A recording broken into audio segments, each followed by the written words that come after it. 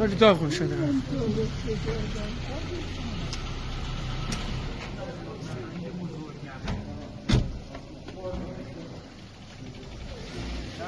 سلام سلام.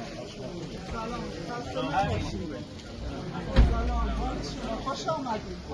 سلام سلام، خوش آمدید. سلام سلام، خوش آمدید. اللهم صل علی محمد و محمد. اللهم صل علی محمد و محمد. خدا رو شکر. اللهم صل. خدا رو شکر.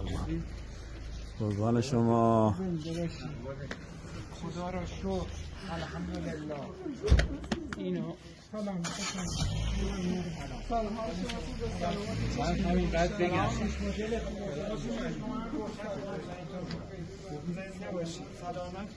من همینقدر بگم که ما دعوای شخصی با حاکمیت نداریم، با کسی هم دعوای شخصی نداریم. آقای محمد جواد ولیعهد. سلام علیکم. سلامت باشین.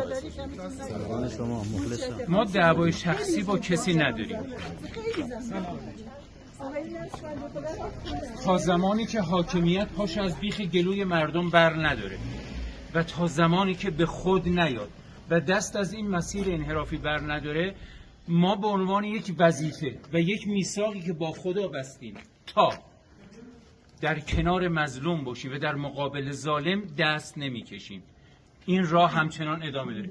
توصیه من به حاکمیت اینه: از این راه خطاب برگرد. یک کسی مکس من که همین الان داره از زندانتون با وثیقه آزاد میشه و با این وضعیت میاد، من میثاقم با خدا رو فراموش نمی کنم.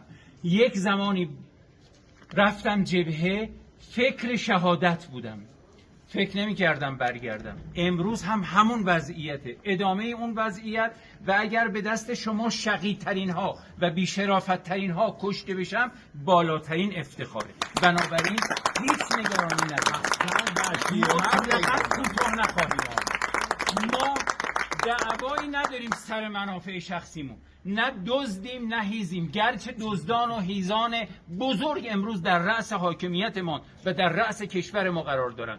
امروز یک کشور ثروتمند که 5% منابع دنیا رو داره با 1% جمعیت رو به فقر و فاقه کشیدید. زندانهاتون رو پر کردید، زندانهاتون رو پر از معتاد کردید، پر از بیچاره کردید. مرگ بر چنین حاکمیتی که جز فساد و تباهی نزارید. از همگی هم متشکرم.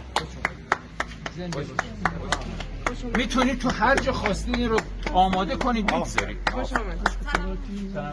برای سلامت شما یه سلامت بفرستید.